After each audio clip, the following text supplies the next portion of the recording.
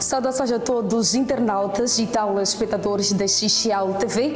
O programa Mais Vida está no ar. Este programa nasce com um propósito claro: transformar saúde em prioridade. A XL TV quer estar ao seu lado na construção de uma saúde equilibrada, ativa e, por que não, bem estável. Então acompanhe nas nossas plataformas digitais. Estamos no Facebook, Instagram, Twitter e também TikTok. XL TV é muito mais.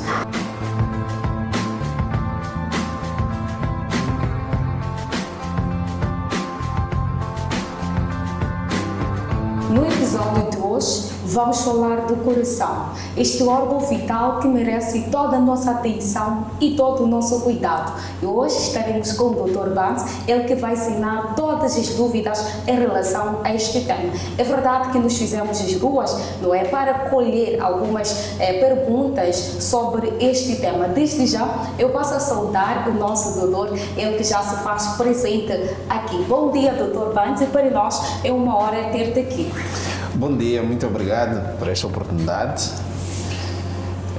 Também é uma honra termos que falar sobre este tema de extrema importância nos dias atuais.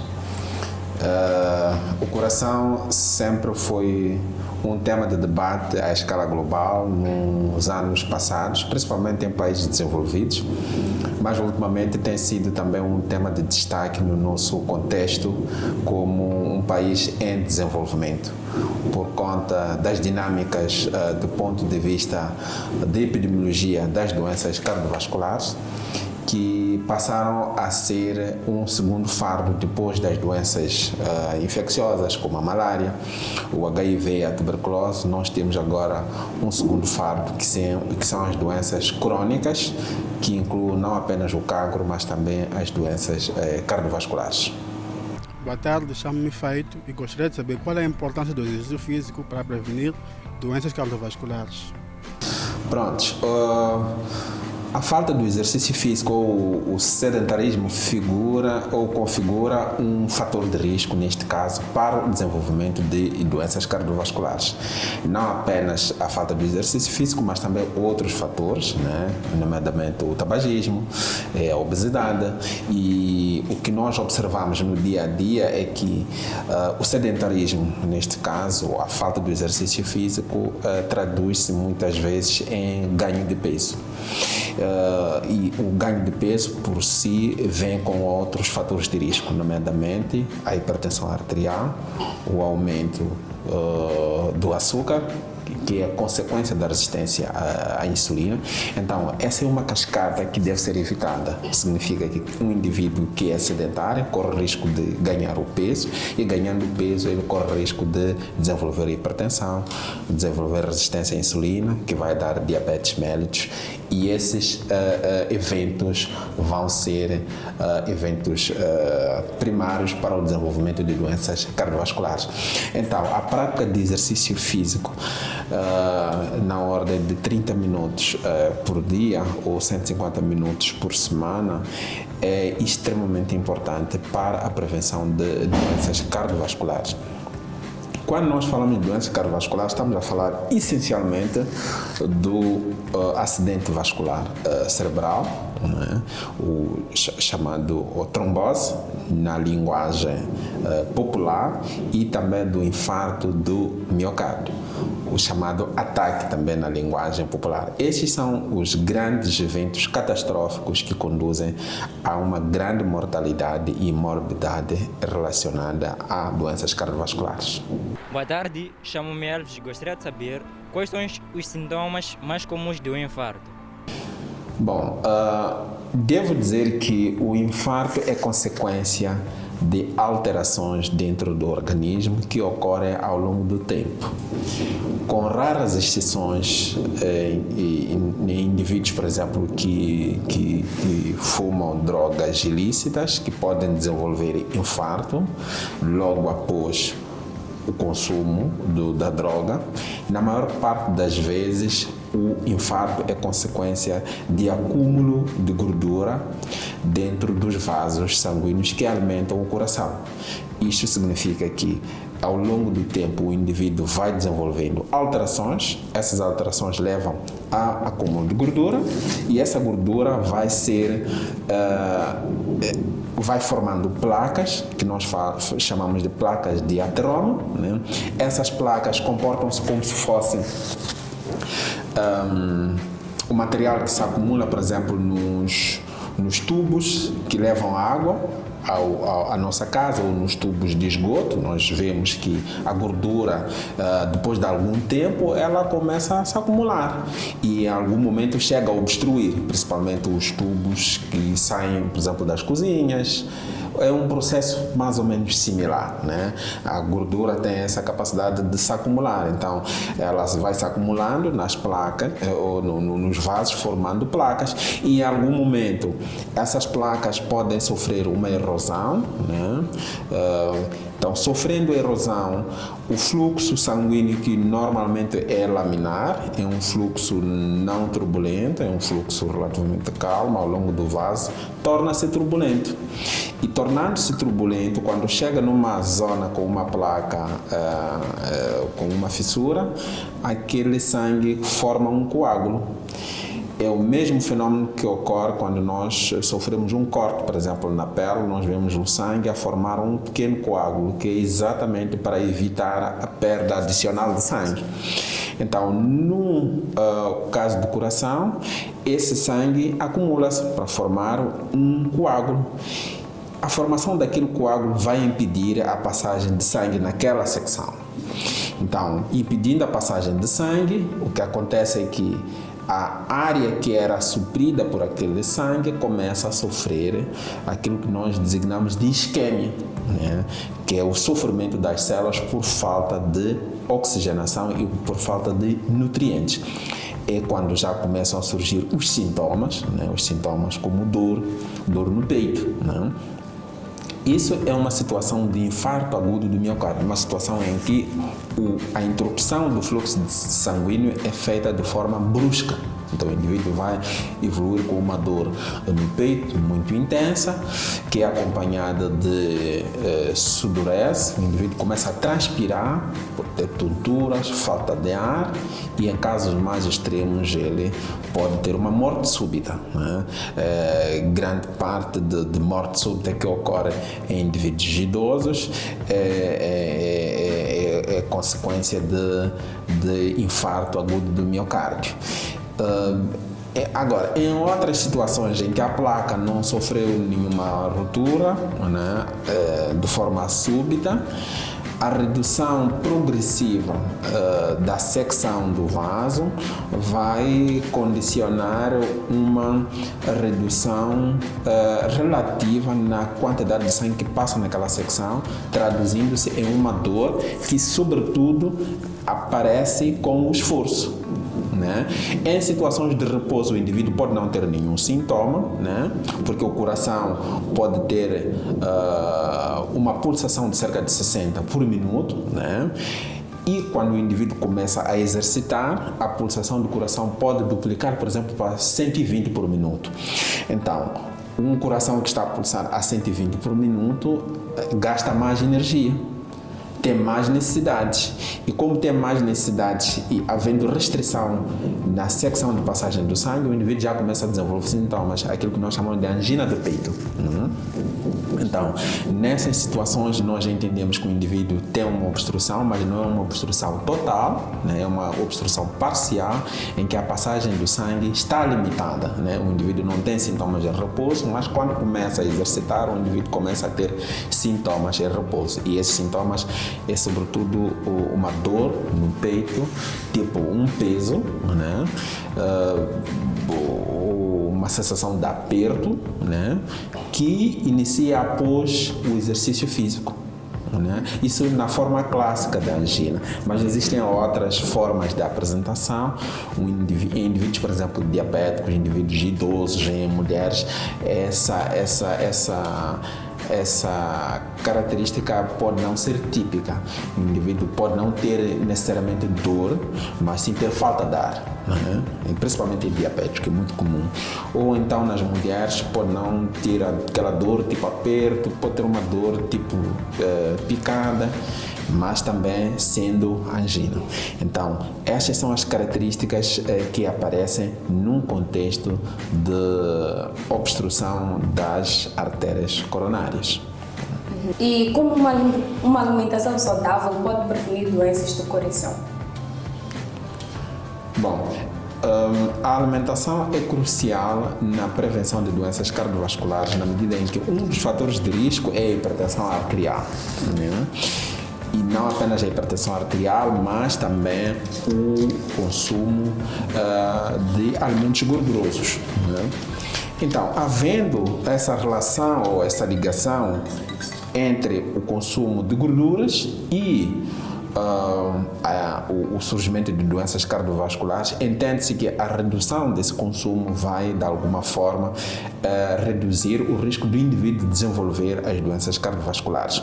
Começando pela alimentação no contexto da hipertensão. A hipertensão é entendida como também um fator de risco para ter doença cardiovascular.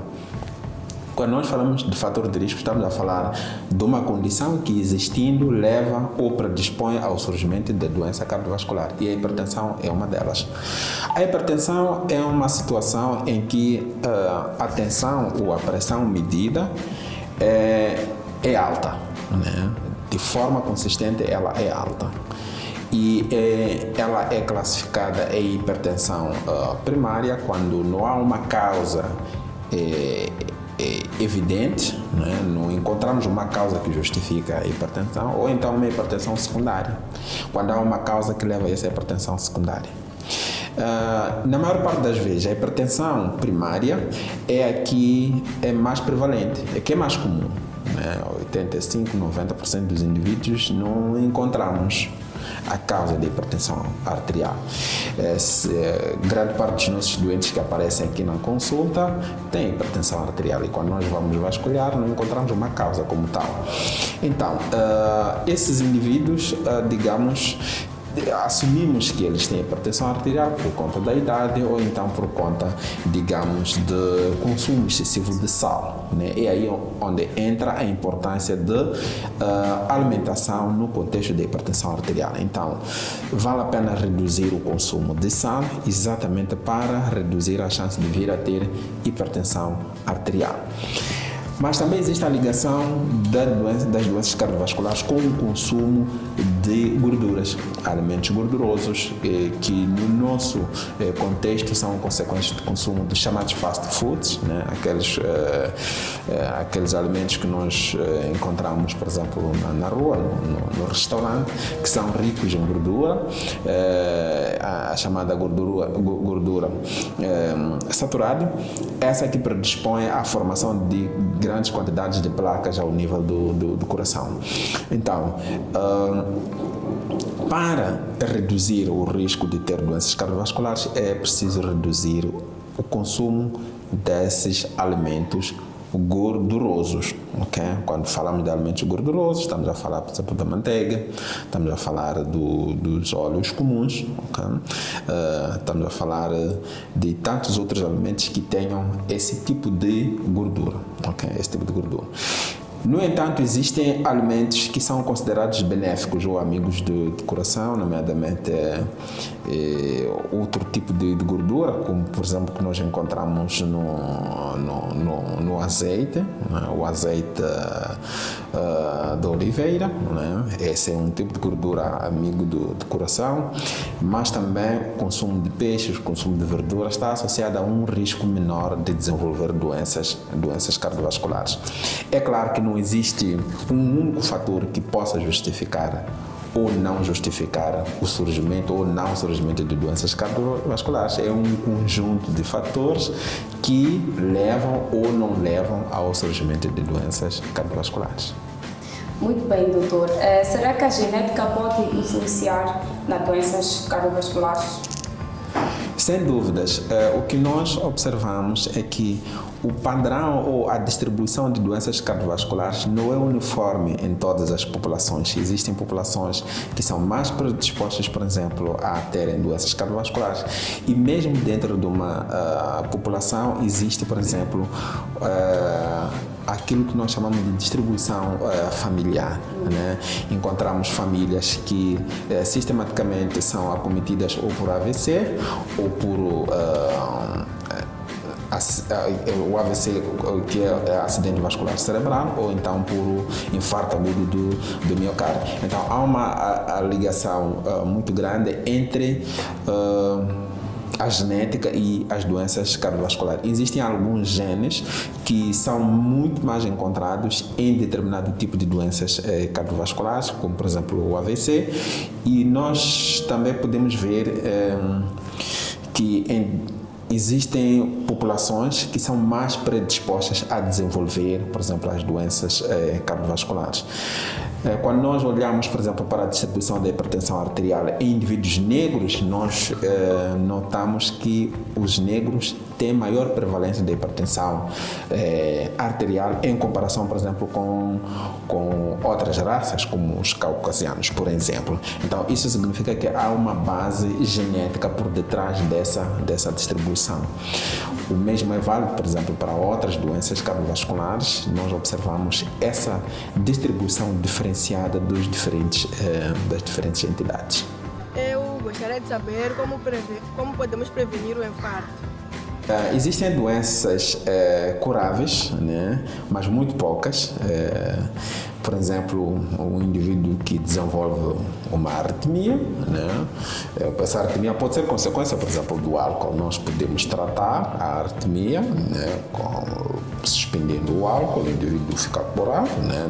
Detectamos que esta arritmia é consequência do álcool, eliminamos o álcool, o indivíduo fica sem arritmia, ok? Ou o indivíduo desenvolveu uma inflamação no pericárdio, desenvolveu aquilo que nós chamamos de pericardite, tratamos a ele, né? Se ele não voltar a ter a mesma infecção, o indivíduo fica curado.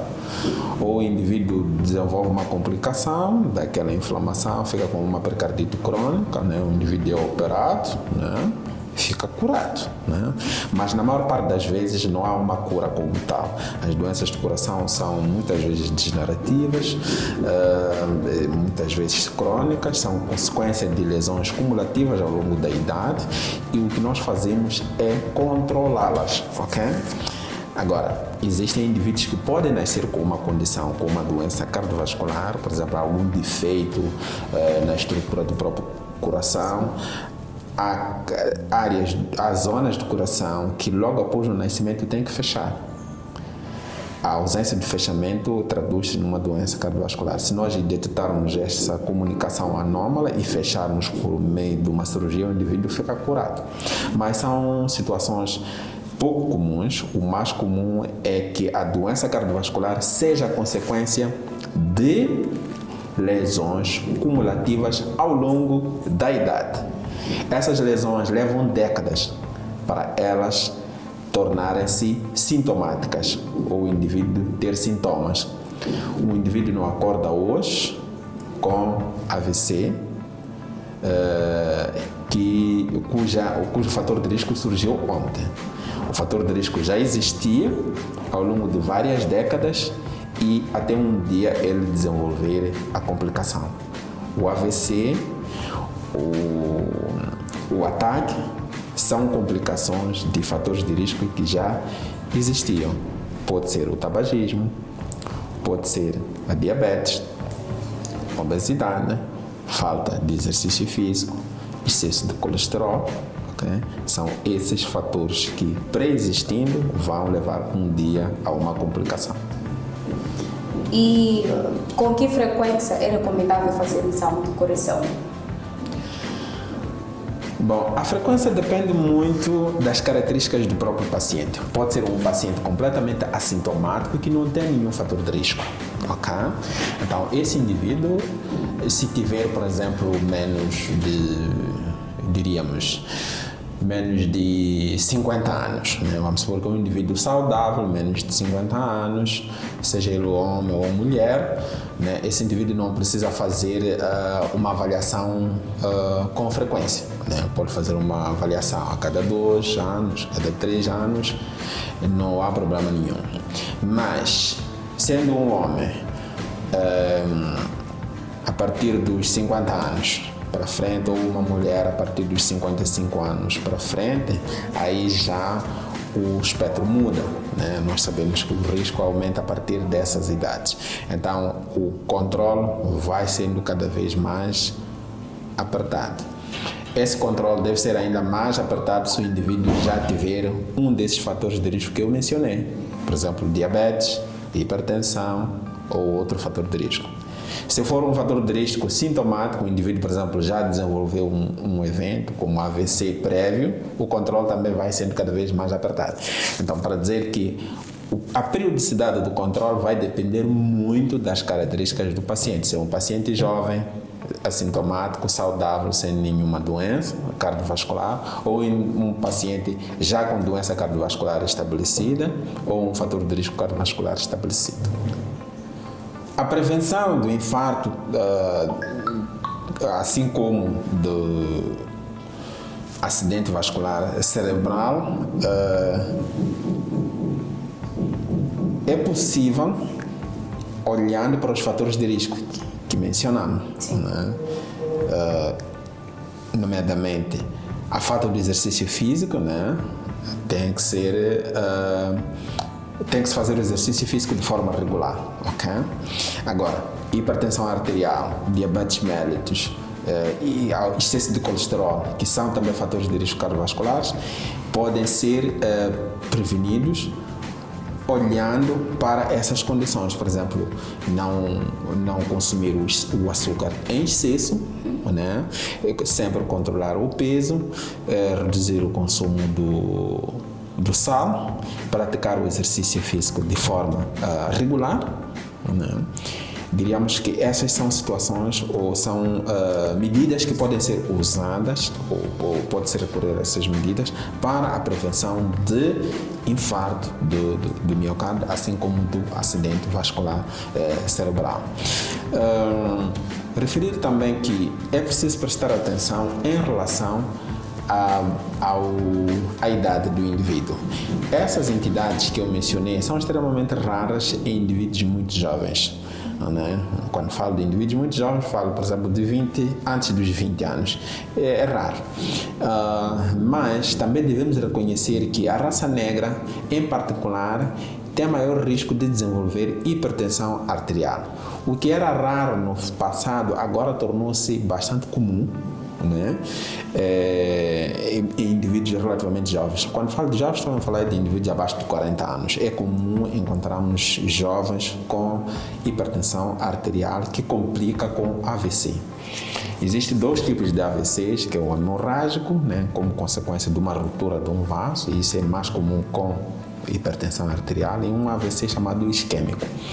O que nós observamos é que há cada vez mais jovens a desenvolverem a hipertensão arterial e a desenvolver o AVC. Hoje em dia, o AVC configura como uma causa importante de mortalidade em Moçambique. Cerca de 9% dos indivíduos ou das causas de morte são relacionados ao AVC.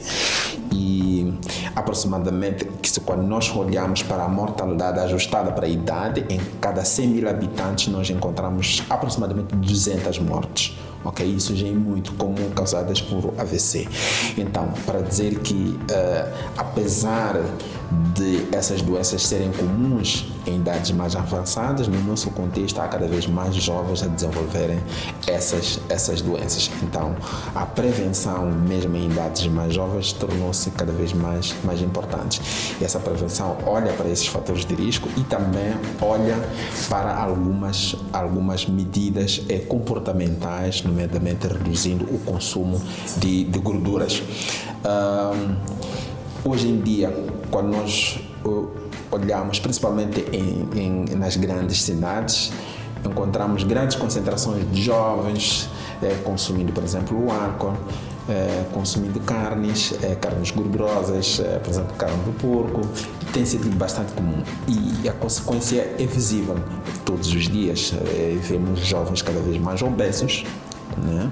E quando nós fazemos a história desses jovens obesos com hipertensão, nós vamos descobrir que são indivíduos que bebem, também consomem carne de porco em excesso. Então, há que moderar e reduzir o consumo desses alimentos extremamente nocivos para a saúde cardiovascular.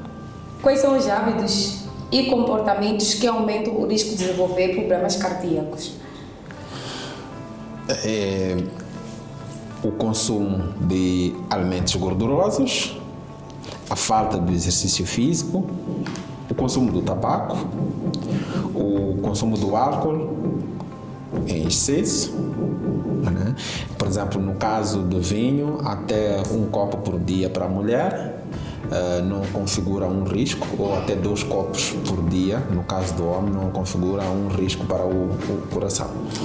Mas acima disso já acarreta algum risco para o desenvolvimento de hipertensão, assim como para a falência do próprio coração. Alimentação equilibrada, com maior preponderância para o consumo de verduras, frutas, leguminosas, okay? Carnes magras, né? Nomeadamente o peixe, o frango sem a pele, okay? Isso vai melhorar a performance cardiovascular, a prática do próprio exercício físico, okay?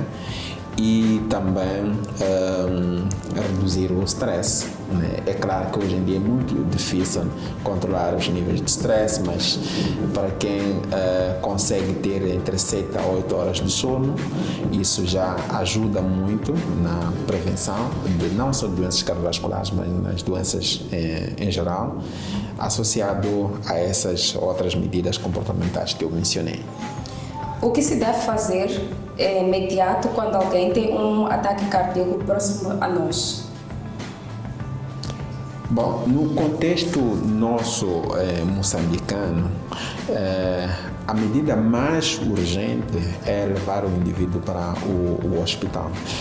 Muitas vezes, grande parte dos indivíduos que nós recebemos aqui são indivíduos que tiveram os sinais de alerta.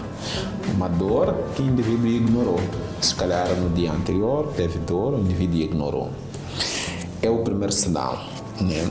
Então, principalmente se o indivíduo já tiver condições para ter uma doença cardiovascular. Estou a falar de idade, né? Acima de 50 anos, se for um fumador, é diabético, tem hipertensão, é obeso, não pratica exercício físico, é preciso estar em alerta em relação a esses sinais. Um cansaço não explicado, falta de ar, tem que despertar o indivíduo para recorrer imediatamente ao hospital. Okay? Isso é de extrema importância. Okay? É verdade que apenas pessoas com excesso de peso desenvolvem doenças do coração? Sim.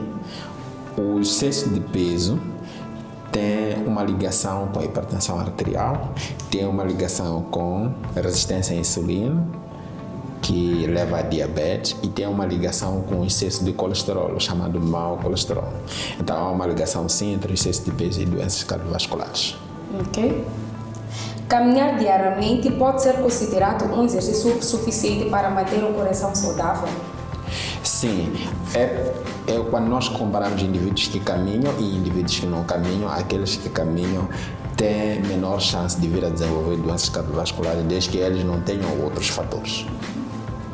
Estimados telespectadores, e assim ficou a nossa conversa com o Dr. Banzi, especialista em assuntos relacionados a doenças cardiovasculares. Sim, é dever de todos nós cuidarmos deste órgão vital que é o coração. Atenção, o nosso maior valor é a vida.